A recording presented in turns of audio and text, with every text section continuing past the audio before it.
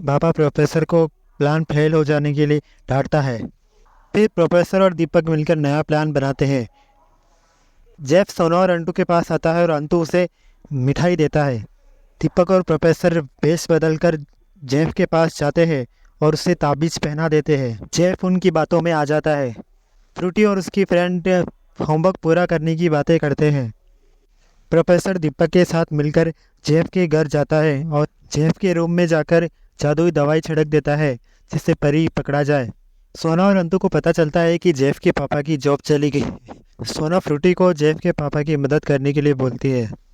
Jeff जैसे ही सोना और अंतु के पास आता है और बाबा को सिग्नल मिल जाता है कि परी आसपास है। सोना और अंतु होमवर्क के लिए जेफ की मदद करने के लिए पास में जाते हैं और उन्हें ज़ोर से झटका लगता है। सिग्नल मिलने के बाद बाबा फ्रूटी के घर के पास पहुंच जाता है। सोना और अंतु मिलकर बाबा को गुमराह करने के लिए प्लानिंग करते हैं। अंतु अपनी शक्ति से छड़ी को दूसरी दिशा में घुमा देता है और झांगू बाबा छड़ी के पीछे चला जाता है। सोना और अंतु को पाकिस्तान वापस ले जाने के लिए सिपाही आते हैं। सोना और अंतु बचकर निकल आते हैं। प्रोफेसर के आदमी आपस में झगड़ने लग जाते हैं। सिपाही सोना और अंतु को ढूंढने की कोशिश करते हैं। जेफ जाके कंप्यूटर ऑन कर देता है। झांगू बाबा अपनी मशीन को कंप्यूटर से कनेक्ट करता है।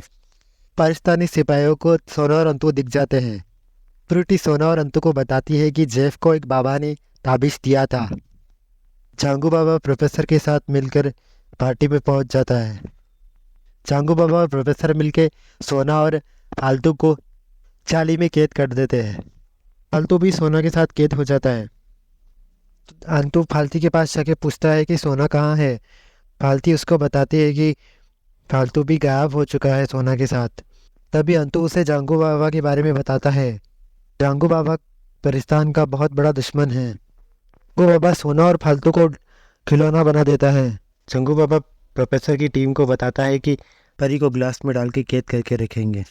प्रोफेसर और दीपक खुश हो जाते हैं कि हमने परी को पकड़ लिया है।